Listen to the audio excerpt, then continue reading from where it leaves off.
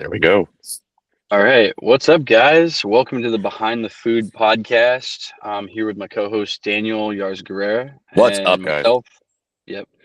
And then today on the podcast we have Hank Watt. Hank has a really, really cool business that Yeah, I'm honestly, dude, like of all the people we've had on, I super had told excited. Daniel this early on. I was like, I want to have people that are like non-traditional. Like I Yep. want to have a farmer, person with a food truck, like things that people don't think of when they're like, thinking of like, oh, I'm gonna like have this like business where I'm gonna like bake cookies and sell them. That's like the standard CPG thing, right? Um, but yeah, tell the audience what you do and why it is so unique. Because yeah, I'm really, really excited to have you on. Well, guys, thanks for having me. Again, my name's Hank Watt, and the brand is called Nature's Wild Berry. Yep. That's what our little logo looks like right there. And our flagship product is this miracle berry. And they told us that it couldn't be preserved. For 3 years, I was buying these really, really expensive berries. They looked like that. You can see Wow. that. And they were perishable. I had to order them overnight shipping. They had dry ice, and when you Whoa. factor in like all the extra expenses, these berries came out to like $5 or $10 a piece, depending on if I bought 50 or 100. Yeah. So they were super expensive, but they were like magic berries. Yeah, They were like Jack and the Beanstalk beans. literally. And but it was the only thing that worked for me. Like I was trying to think like back in 2012, 13, was I eating anything that wasn't tasting great? And no, Mm. it was like I was only chasing the flavor. Yep. So that meant no salads. That meant like no unsweetened beverages. That meant everything that was fried, anything that tasted like ice cream. That was my jam. Yeah. And then these berries came into my life, and I could turn fruit into candy. For the Mm. first time ever, I was like, holy, this is ridiculous. And every single time I had it, it never got old. It sounds so far-fetched, but every time it still blows me away. Like I'm having it today with my coffee, and my coffee doesn't have any sweetener in it, and it still tastes like it's you know, exactly how I want it to taste. Wow. But yeah, the miracle berries, they coat your tongue. You just let them dissolve on your tongue for about 30 seconds. You chew it up, the pulp coats your tongue, and it attaches to your taste receptors. And it doesn't just wash away when you swallow, it stays behind on your tongue, which gives you a window of about 30 minutes where if you want to have this altered flavor on your tongue, you can experience like unsweetened things and have them taste like 400,000 times sweeter than sugar. And Wow. that's what the science is on a molar basis with these berries. And so if you really like sweets, like 55% of Americans, and like I think I have the biggest sweet tooth on the known multiverse, Yeah. I'll have these berries literally guys before every little thing that I eat or drink. And in fact, the comment section is wild.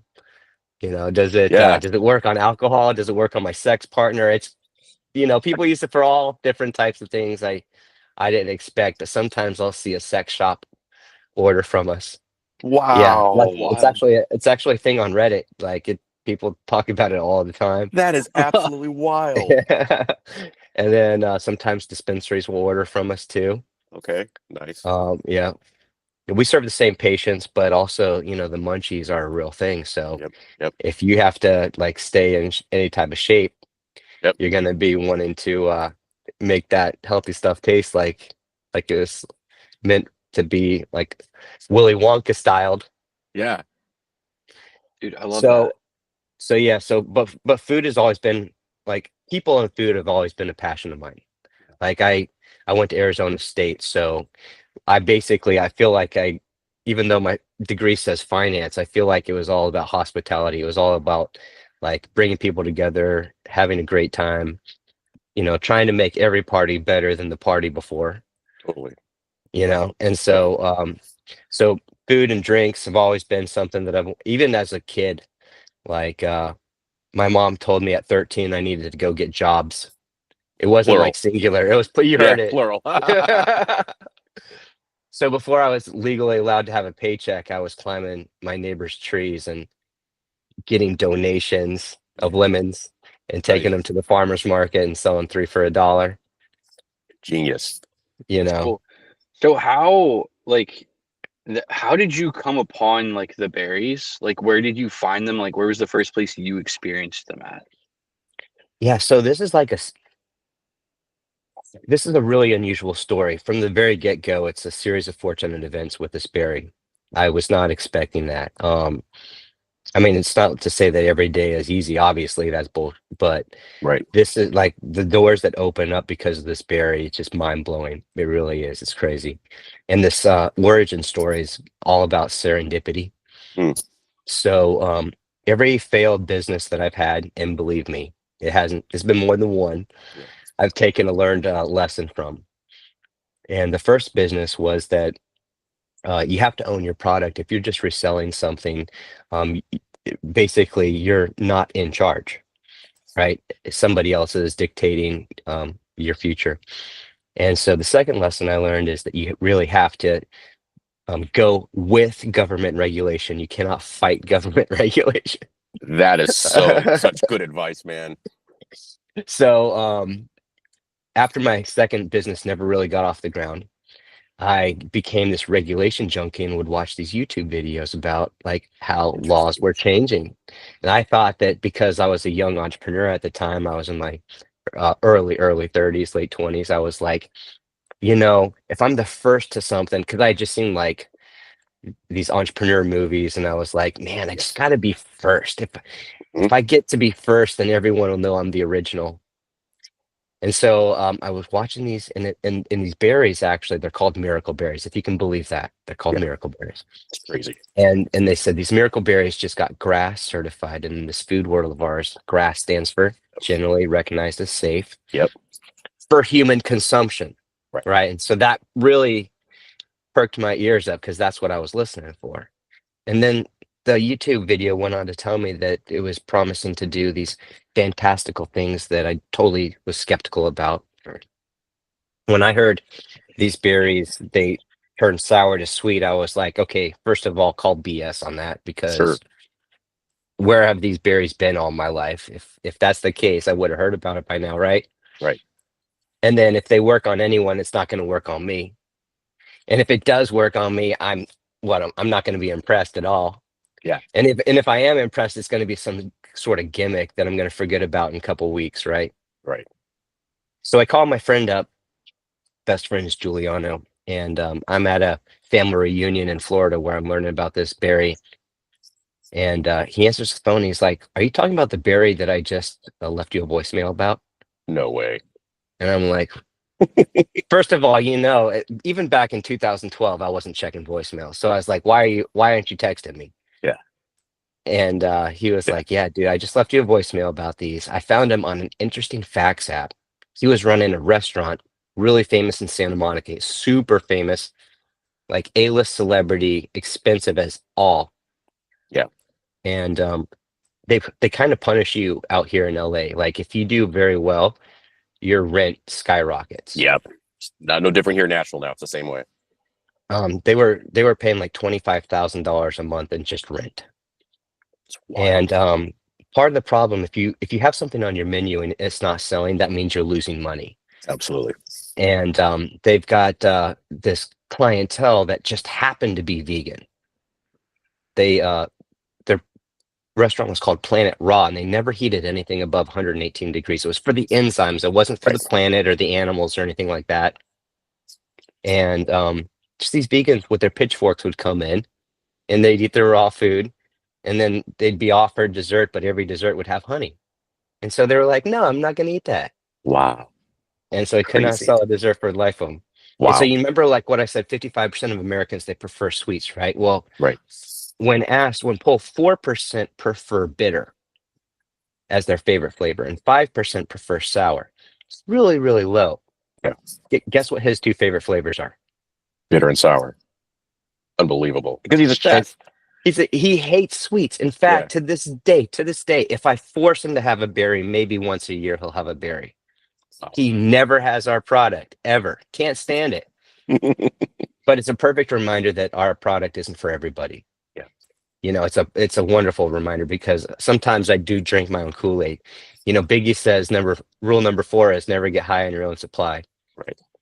And to me, I created the company because I'm my number one fan for this product. Like I have it 20 something times a day.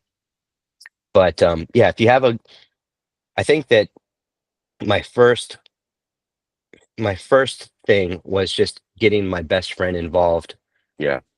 you know, and so long story short, he has the berries arrive back home when I fly back into LA. I do this thing where I don't even care about this magic trick of before and an after. If I'm gonna have something unsweetened, I don't even want to taste how it tastes unsweetened. I just want to taste it on the berry. Yeah. Prove it works, right? And goddamn it, guys, I heard the harps of the angels of the chorus singing, the light of the sun, the rays shone on my face, the gates of heaven opened up. I was like, this thing works. And instead of thinking of it, all the ways that I could use it to change my life, Yeah. and I let it transform my life. Wow. Wow. So my kind of question is, you have a friend that works in the restaurant space, and your eventual product market fit ended up being CPG. Did you try other avenues first because you had, this best friend in the restaurant space? We thought I actually thought about it a lot, without doing any work.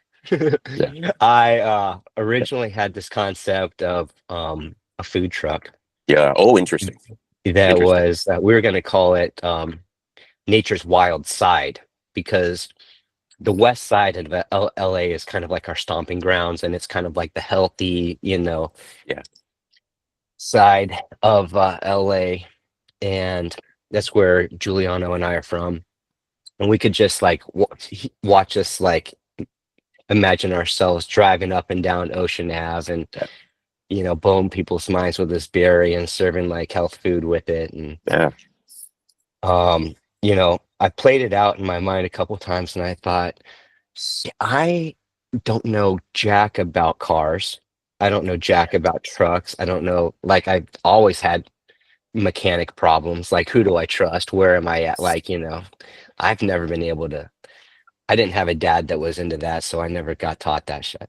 And like, I think that if I have any advice to someone who's super young right now watching this, like, learn that stuff. Like, that will probably learn how to give haircuts so you could like have your brother or your sister know how to give you haircuts, right? And then work on each other's cars and save each other a ton of money growing up for the rest of your life. You'll never be sad that you did that. Yeah. But no, I thought, ultimately the end goal as a food truck, like, you've made it, because I've had other friends with food trucks, like Slice Truck Pizza was a big one out here. Yeah. And my buddy worked for them. And as soon as they blew their food truck business up as big as they could, they got a retail location. Mm-hmm. And so I was like, okay, well, the end goal for a restaurant, for a food truck, is to become a restaurant, because you make like 3-4 times as much. You've got larger area, you got a bigger clientele, you're permanent. People they don't wonder where you're going to be. There's all these advantages.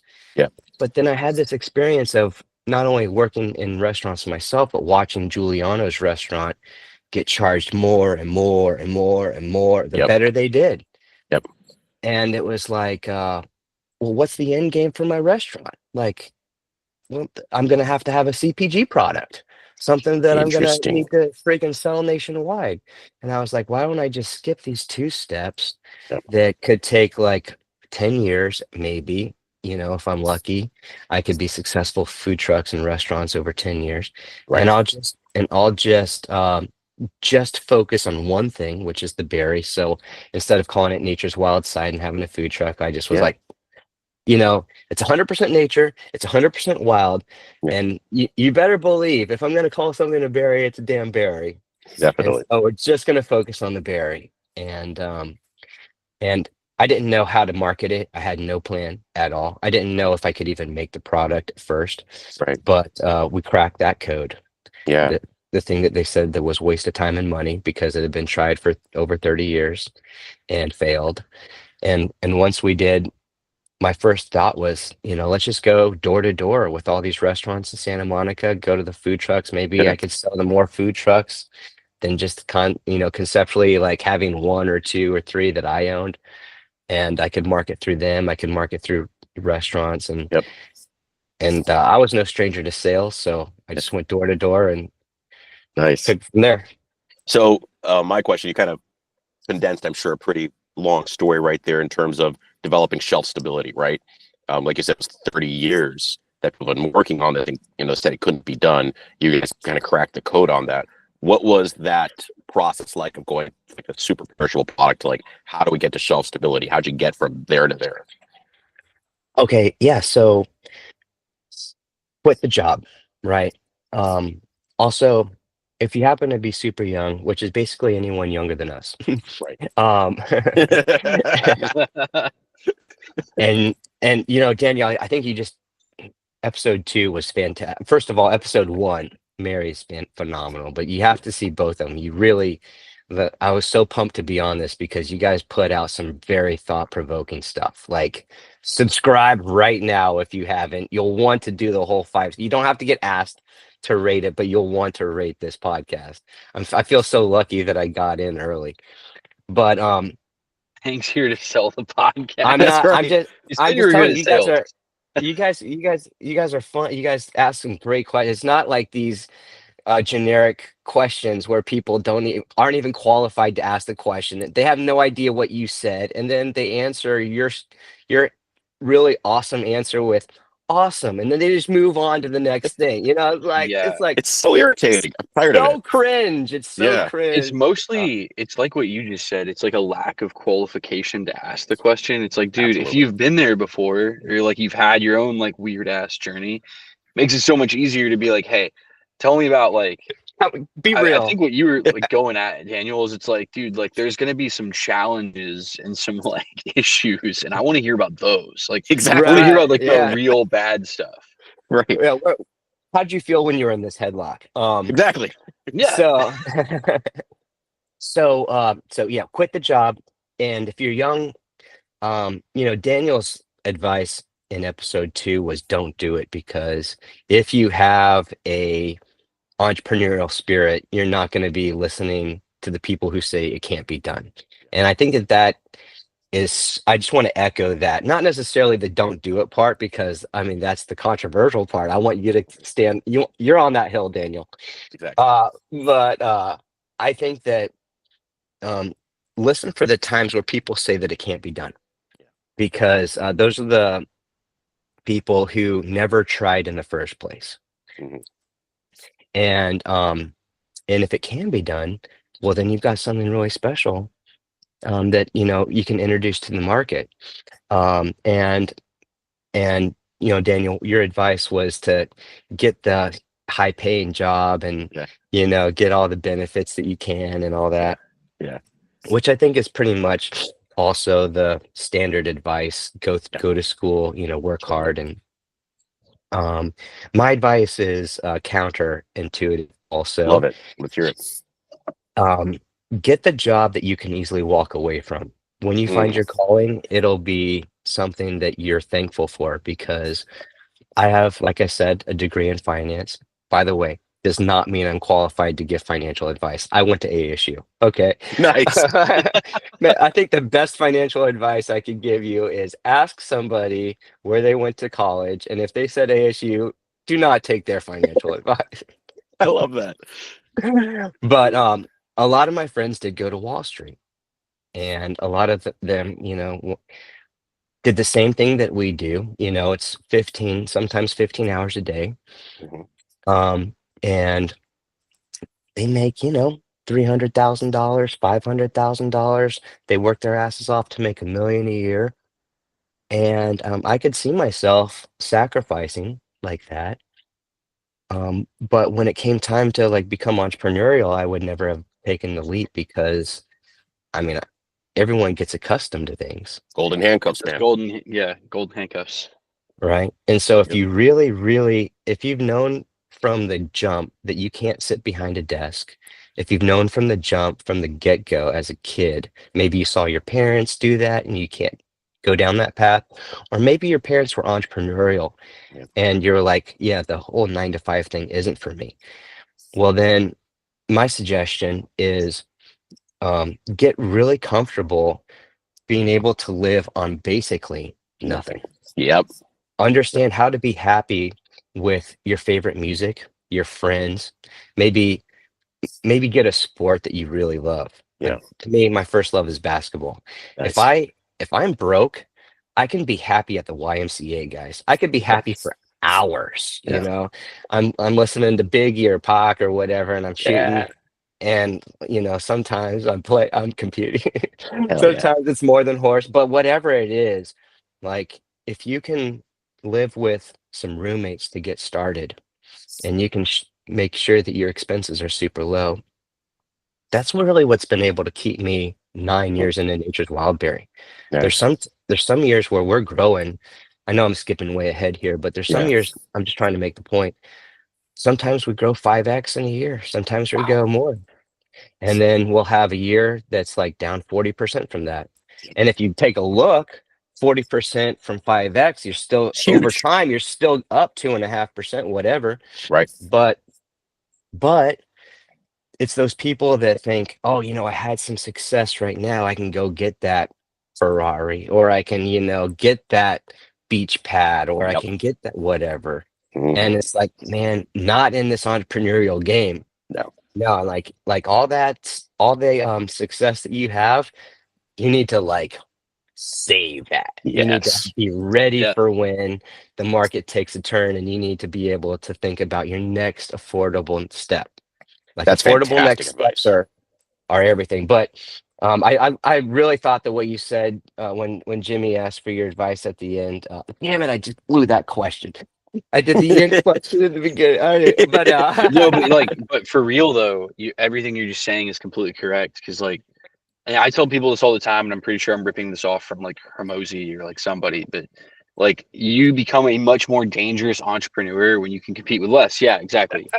So like if you can compete with less, and I've slowly learned that lesson the hard way.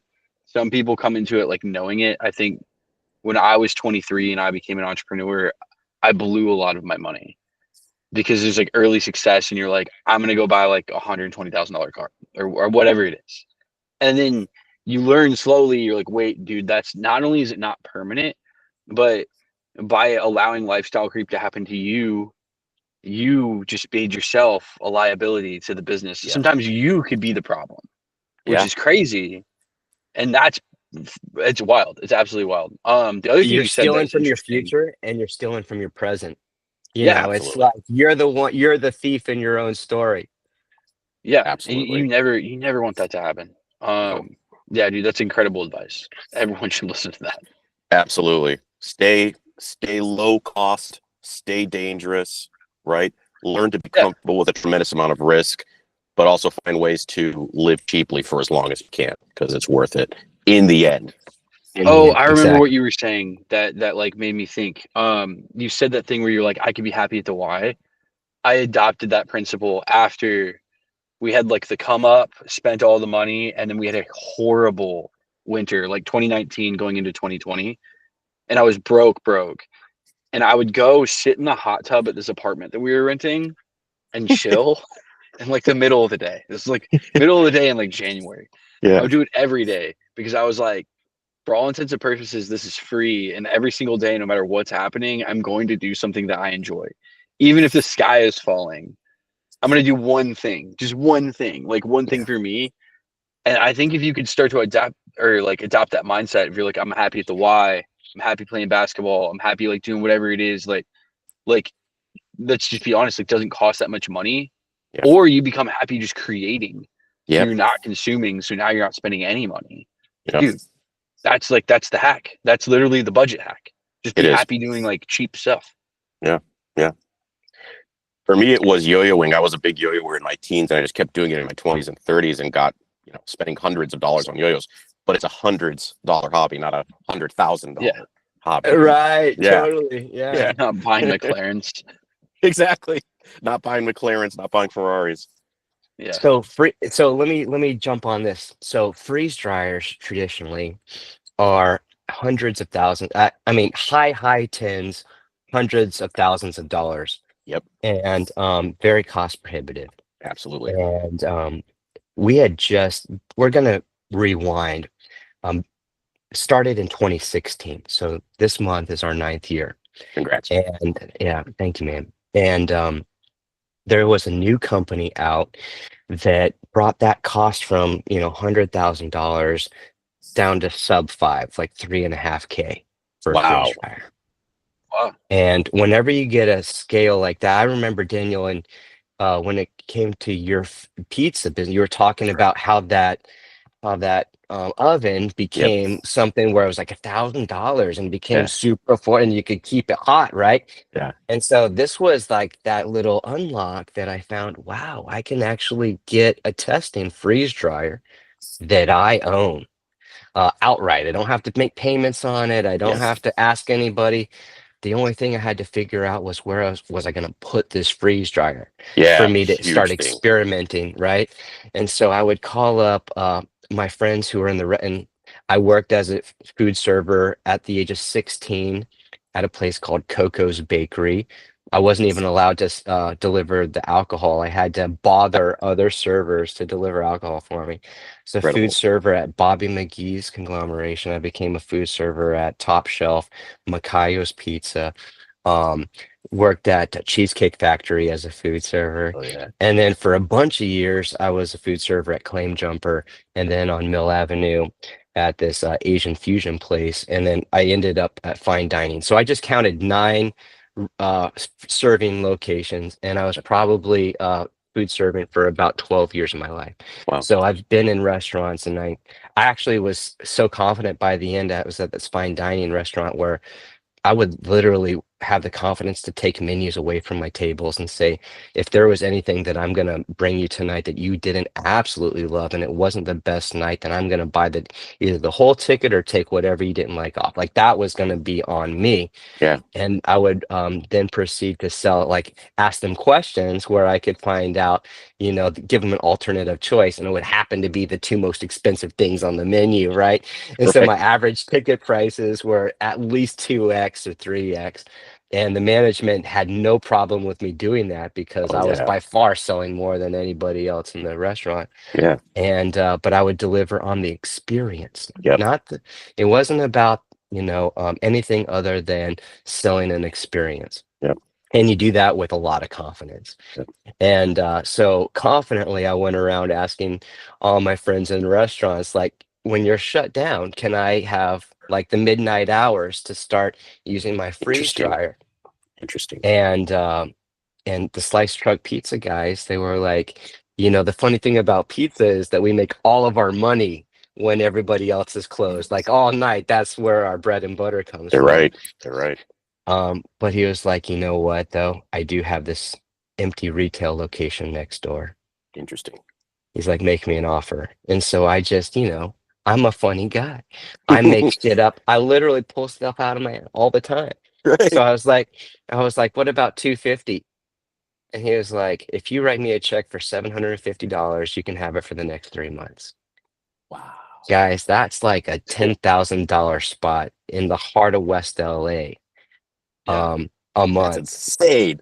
that I just got to do R&D at with Giuliano, my best friend. And he actually, if you have somebody also that you can be a co-founder with, Jimmy, I know you're intimately know your co-founder, right? Like you Yeah. can count Yeah. on your co-founder, right? Like you're in it together, thick and thin.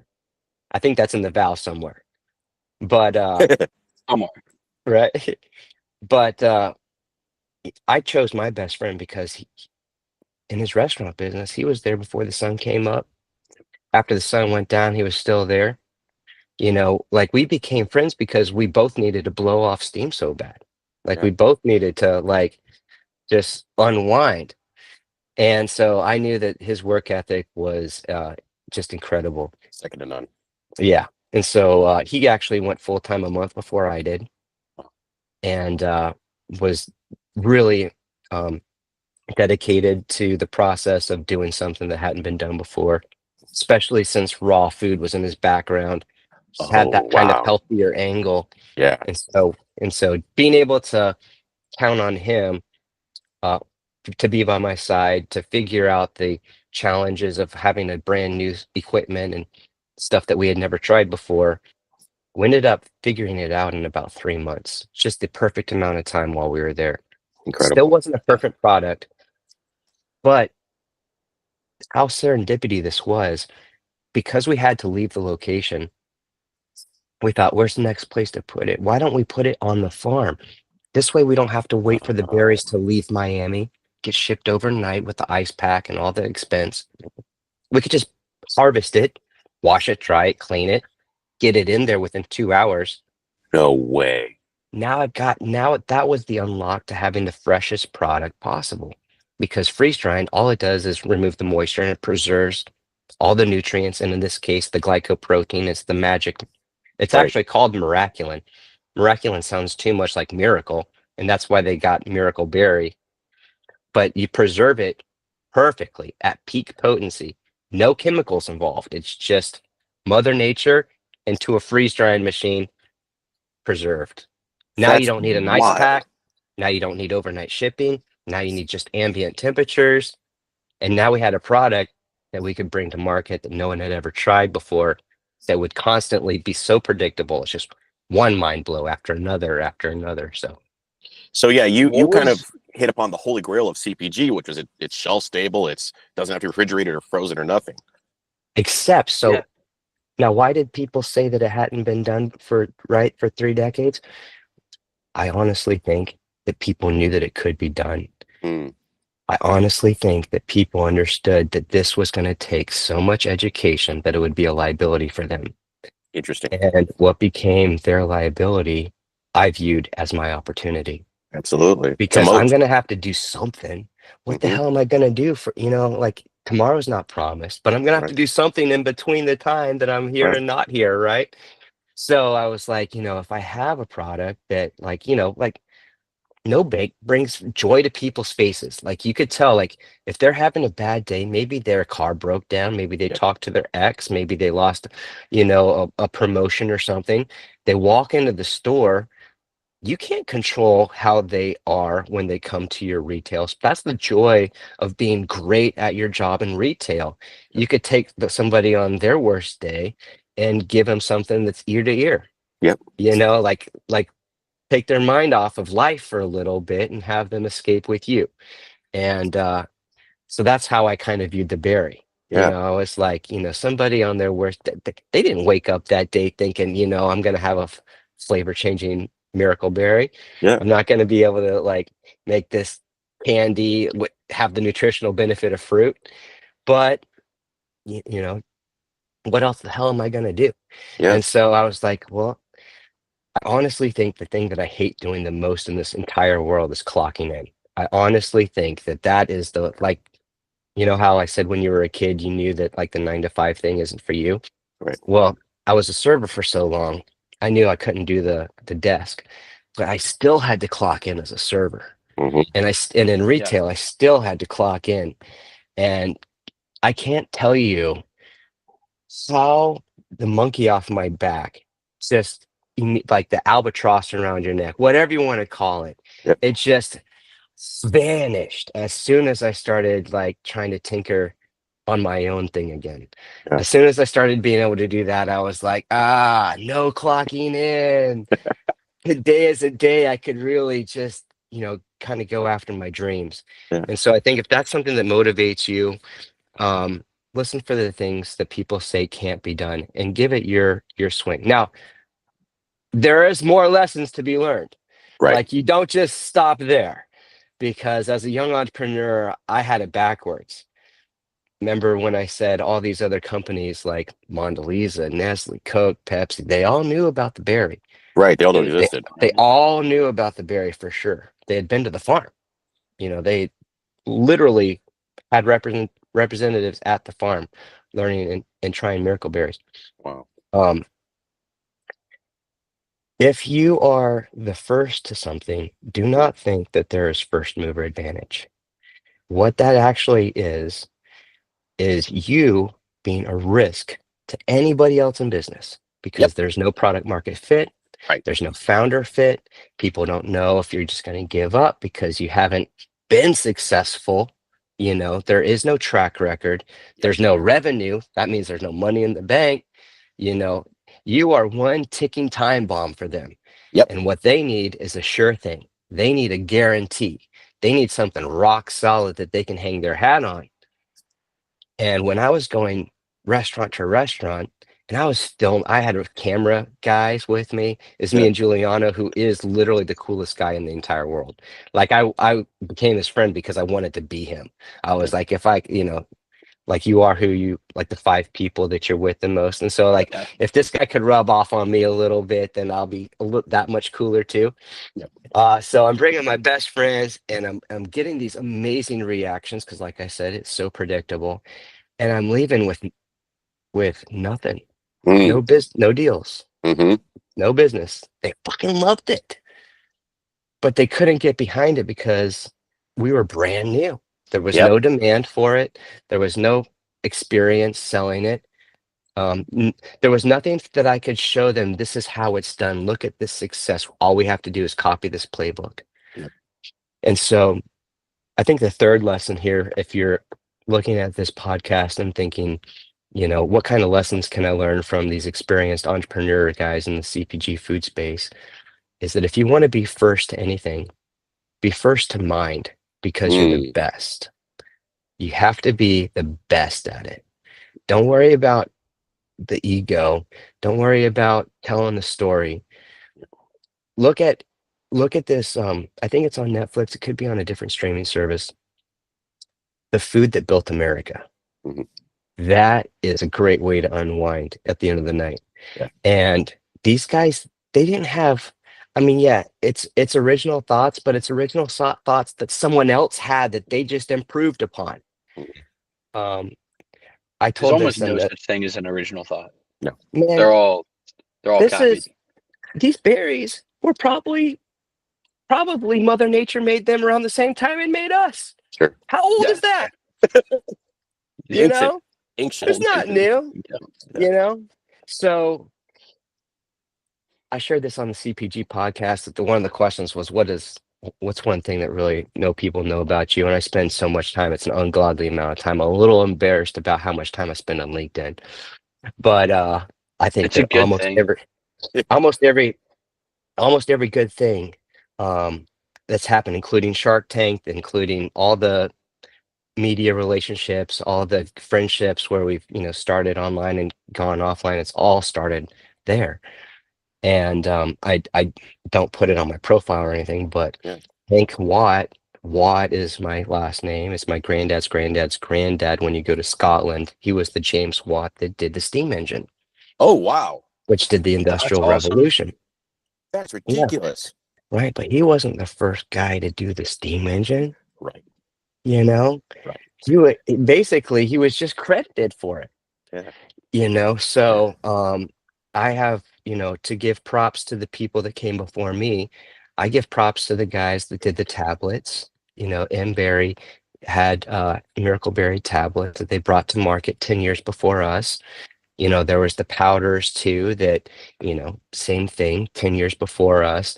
And their playbook was to bring it to the internet, let the Yeah. people on the internet tell everybody else about it. Yeah. And I don't know how I missed that in the very beginning. I think it's because Interesting. I'd never sold anything online. I had this self-limiting belief that I could do it.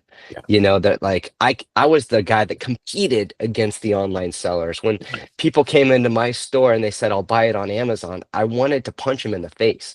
You were You know ready what to I fight. Yeah. mean? I was like, why when you could get it now? I was trying to unsell it online. And sometimes I could and sometimes I couldn't.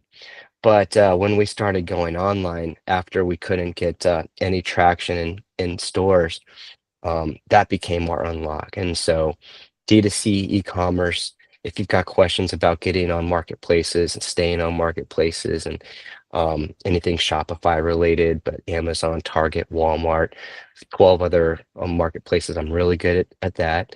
Interesting. Second thing is in talking to influencers. A lot of people get that wrong. We got 400 plus million views. Just working through influencer seeding campaigns. Wasn't paying influencers. Never ran a Meta ad, never ran a Google ad, never ran a TikTok ad. All the things that people think about D2C e-commerce spending Right. has all just Right. been organic. And then anything Shark Tank related. So if you have a consumer facing product and you're in that right time frame in your business life cycle to be able to take it on the show, I could tell you all the things that really worked for me, all the things that I would do differently. Yeah. And I've had a chance to, in the 2 years since I aired, but the 3 years since I was actually doing Shark Tank, I've had a couple people take some advice and it's gotten them somewhere. So I Nice. I know that That's that cool. works. And because I've had people like Ari Raz and Mike Fata and people in this LinkedIn network ecosystem, Marine from Salty, they've given me advice through the years and not charged me a penny. So if you're actually in the market, you have our product, my price to you is free 99. Just let Wow. me know and I want to help you. I love that. It kind of like gets me to my question though, like when you were in the space before you guys like discovered D2C, before you like went there with that pivot of the business, like what was the first year like when you guys were trying to sell it? Like you never sold it to anybody. It's a new Now we thing. so And we like how started I hard did was that? timeline wise, June 28th, 2016 was my first day in the business. I quit my job. What's crazy is I was doing more demos out of my store, my retail Sprint location that I was the manager of. You know, when you go in to get a phone, it could be a long process. It could be like a 2 hour thing. Um, I was spending an hour and a half of that on the berries, giving all of my customer berry demos, talking about the berry. And while I'm doing that, I'm signing them up. 30 minutes was about the plan and the phone. And everybody, by then, everybody had my bosses, my employees, every customer, stranger, every other employee of every other building in my row in Brentwood had all had the berry. So this is like perfect for market research, right? It's just Yeah. like learning, getting learnings on other people's time. But by the time I put my 2 weeks in, they're like, 2 weeks? No, go today. Today you need to start your business. Forget, we'll cover the 2 weeks. Right. Just go. Just go run Right. your Like please stop trying to get everyone to buy berries right, while they're getting a right. phone. Wow. They wanted you to Well, sprint out of the building, literally. I'm telling you, right? And guys, I'll be damned. Serendipitously, what would have been my last shift if I had to work it in those 2 weeks? The store got robbed at gunpoint because the Whoa. manager who covered me was from Beverly Hills location and didn't think it was important to lock up and before they actually opened. And these two guys came in with handguns and they stole like 65 smartphones and it was like something like Whoa. $60,000 and put this guy in therapy for I don't know how long. And yeah. all of that I freaking avoided just by following my calling when Yeah. the timing was right. So like that's pretty crazy. But um yeah, what was I do? I think the question was what was I doing in that time? So Like why was it June hard? Like I 28th, know it was hard. yeah, I want June to hear about why. 28th, 2016 was when I quit. And then our first sale was March 23rd, 2017. I Holy remember like it was shit. yesterday. So that time we made no money. That's ridiculous. We made nothing. And so it was a Was it just very you like going into like I don't know like Bristol Farms being like guys like buy my berries like no, what was no. the playbook for like 9 months? So the first 3.5 months or so was finding out how to actually make the product. Uh-huh. Yeah. And and then we had the product and I didn't know how to sell it. So Mm. for about 3 months, I was just going door to door. Yep. And eventually I ran out of places in Santa Monica and Venice. And so I started going to West LA. I started going further into LA. couldn't for the life of me sell it. And I'm a freaking salesperson. Right. It's what you I do. know It's how in to your turn DNA. I know how to turn features into benefits. I know how to talk about saving time and money and peace of mind. And, like we get a rapport and you like and you trust me and I create the urgency and I build the value. And I could not sell this damn berry because, like I said, it was too much of a risk for people because they weren't familiar with it. Yeah. Yeah. Um, and they didn't have the time to figure it out the way I had the time to figure it out. Yep. So, in 2016, if you can think back that far back and you were online, you might have started seeing Gary V pop up. Yep. And Gary V was on my radar hard, mostly because I think the algorithm knew that I was doing something with entrepreneurship. And, Yeah. I think he was on the cover of Entrepreneur magazine one year. Like he embodied the no excuses mentality. And I really love that because my mantra had been reduce the harm that I'd caused and eliminate excuses, and then raise awareness and create yourself. Those are the four things that I was all about. Yeah. And this excuses thing was how the berry for 3 years between 2013 and 2016, this berry was transforming my life. And I was able to eliminate a lot of the excuses that I told myself about why it wasn't necessary for me to lose weight, especially if I was just going to gain it back in the future. Right. Like why put myself through the torture of all that?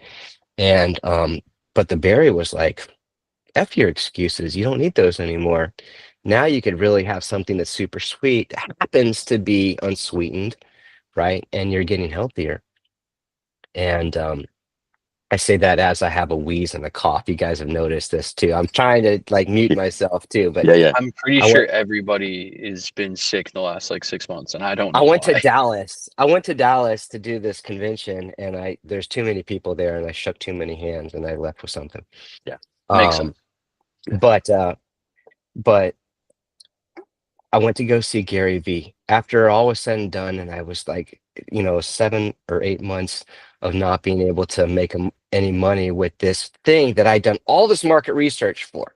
And everybody that I gave it to was like, you need to make this a thing. And some people are like, make it a thing and then take it on Shark Tank. You've probably heard that a million times too. Yep. Yeah, everyone And has. so I was just like, if somebody could probably tell me what the hell to do, it would be Gary V. And he's got an LA office. And Yeah. so one day I was just like, F it, I'm gonna pick up the damn phone and I'm gonna call the office and I'm gonna make an appointment. And me and Giuliano are gonna go in, gonna bring our film guys and show them that we're real ones, like we're Yeah. documenting everything too. And I got there, got a chance to meet with Steve Babcock, who is actually his CMO at the time. Oh, So wow. the guy who's in charge of marketing for the marketing agency. And what a great guy. First of all, if Steve, you're watching this, just know that you had such an impact on us. And who you are as a person is a testament to like why everyone loves you. But we got this amazing demo reaction on camera. It's actually on our Amazon storefront still to Wow. this day. I just love him so much. I can't take him down. But we brought unsweetened cranberry juice, and we asked him what he doesn't like, and he doesn't like. I think it was blackberries, and then we had like some lemons and lemonade, and he had this mind blowing reaction, and he was asking us like, "What are you doing right now?" And I'm like, "Well, we have 30 years of restaurant experience between me and Giuliano, and we're going to restaurants, and no one's biting." And he was like, "Well, that's because restaurants are the wrong play for this. This is an influencer play all day." Oh, wow. He So said, that's where you got that playbook. all day. And then I'm like, you know what?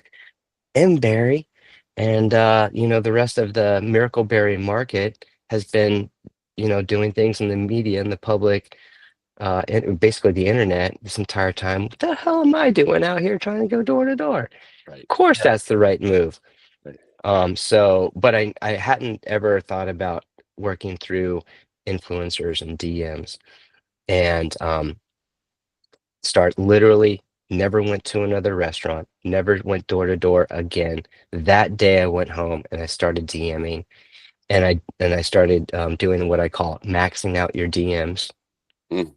So there's a Yeah. point where Off. Instagram's like, listen, Yeah. take Your a break, bot.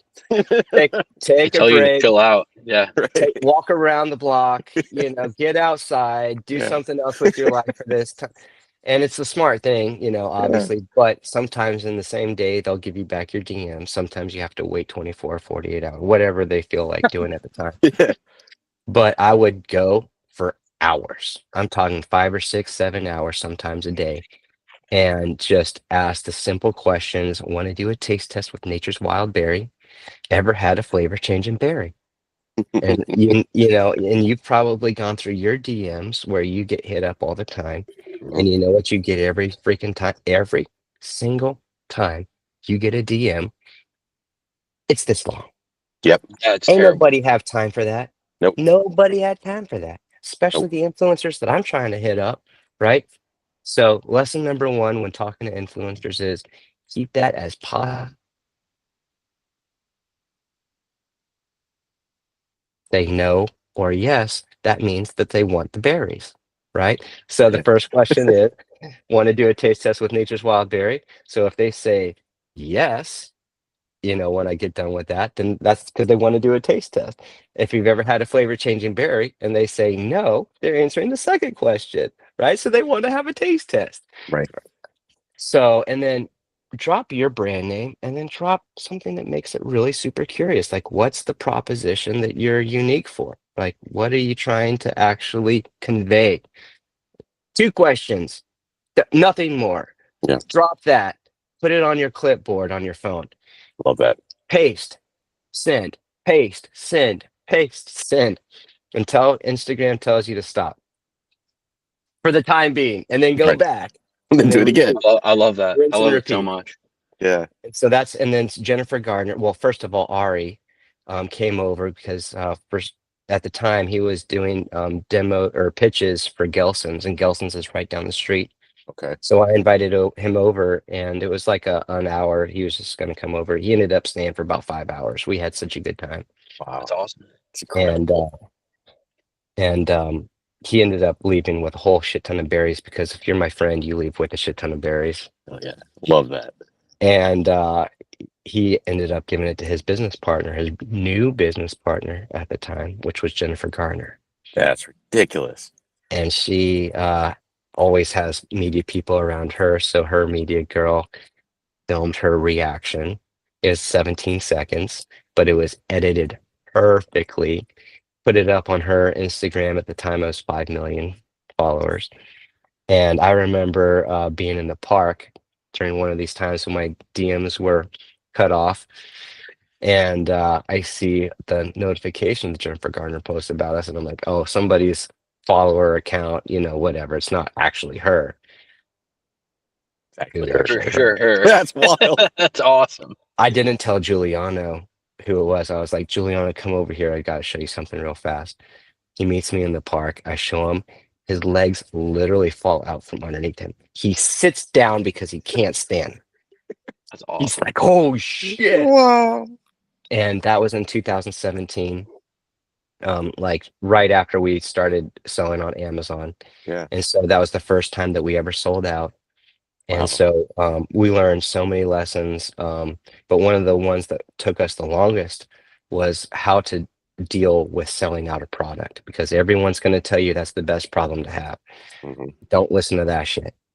That is awful advice. It is not a good problem to have. You need to fix that as fast as you possibly can. Yeah. There's 2 things wrong with that. First of all, you're making people wait, which is the cardinal sin number one. You never want to make people wait. I Yep. would rather have people not know about me, and then when they find out about me, have a great experience the entire time because they don't have to wait, because they lose a lot of excitement. Number two, you can't take their money. This is a major problem for you. Yep. If they have nothing to buy, well, what the hell are you?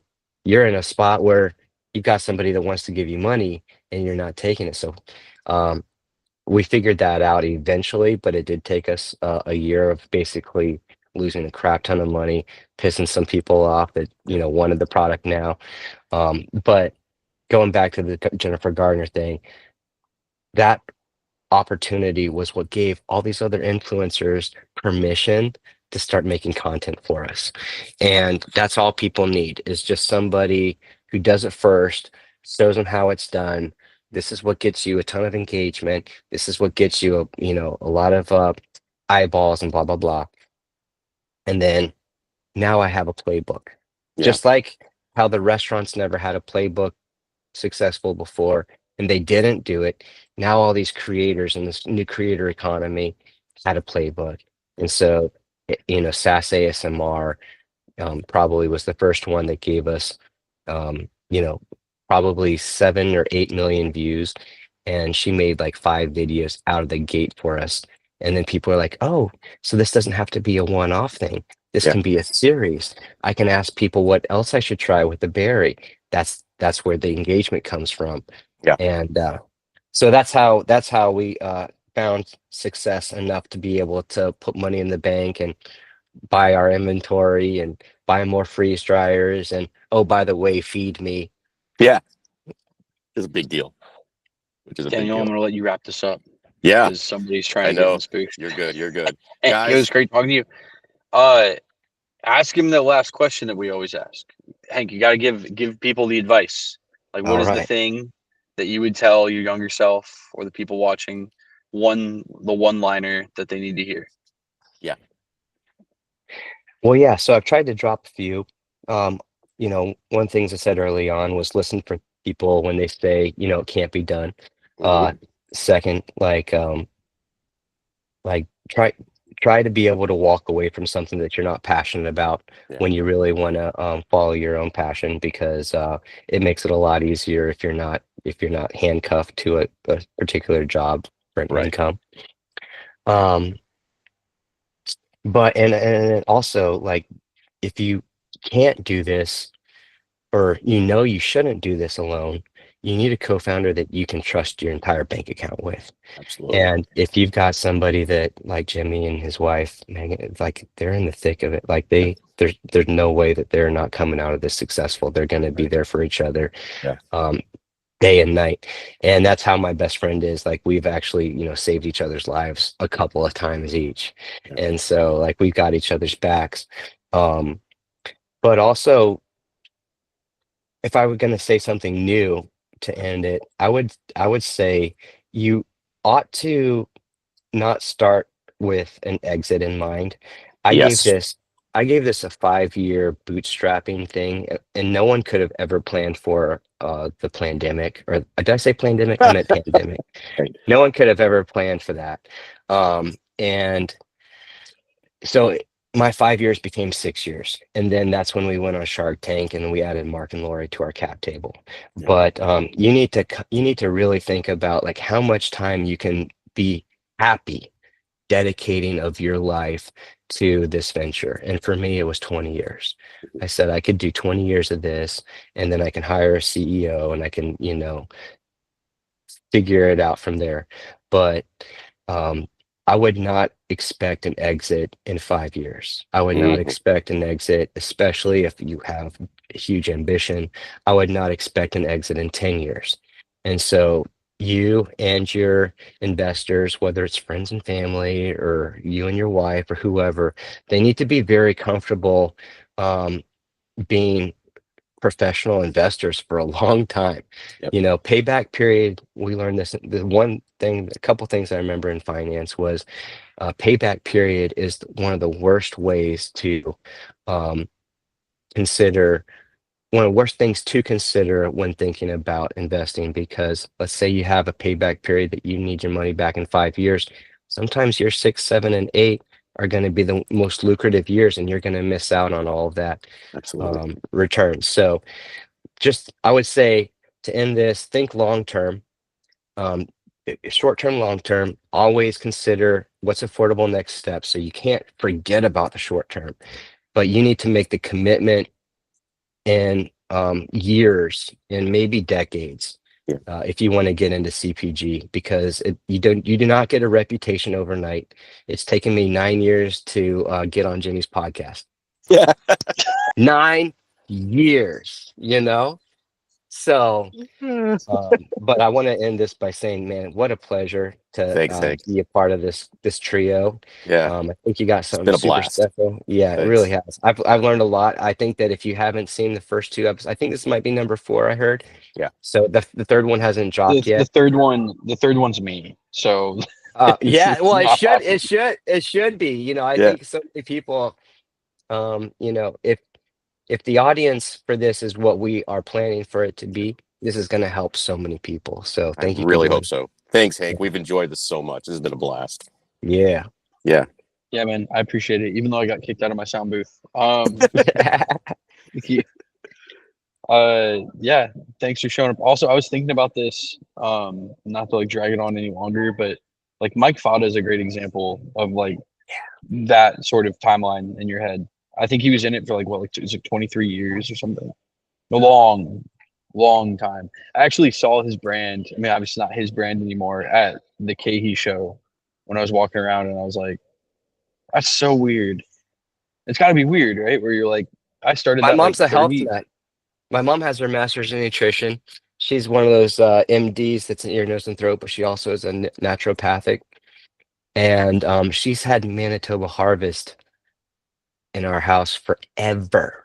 Wow. And she was one of those first OGs that we made our own kombucha. We had the Yeah. huge jugs and put it on top of the refrigerator and just let it. So like I think about like GT Dave's upbringing, like that's how I grew up too, you know. So all these people who have been instrumental so far in helping me make decisions, like I feel like this is our chance to give back in a similar way. Hmm. Absolutely. I agree with that. That's why we do this, man, to give people a chance to do that. So thanks for helping us do that, Hank. We really appreciate it. Hell yeah. Hell Yeah. yeah. Yeah, and thanks for coming on with something that's like not just another packaged product. Yeah. I have so many more questions that are not answered. We're gonna have to do a second episode. Yeah. Hell Definitely. yeah. I'm gonna hit you Yeah. up in 6 months and be like, this time we're Yeah. gonna talk like specifically about the berry like nerds for like an hour. Yeah. Hell Exactly. yeah. Love it. All Yeah. right, thanks guys. Yep. Hank, tell everyone where to find you. Exactly. Yeah. So Hank Watt on LinkedIn. Hank sounds too much like hey. Watt sounds too much like what. So anytime someone yells hey or what, I've got to look. It's not cool to ask, hey, what's up around me? Can't do that. But yeah, shoot me a DM. Do not pitch me stuff. Like everybody pitches you. Just get to know me. Let me get Hmm. to know you.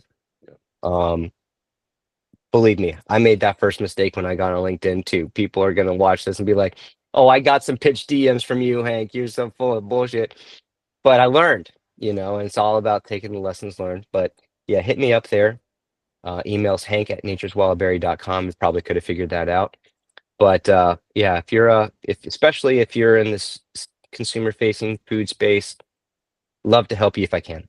It's a bigger payoff than making money. I think that Awesome. does it. Thanks, Hank. That does it. Thanks guys. Appreciate it. All right. Take care. Stop recording.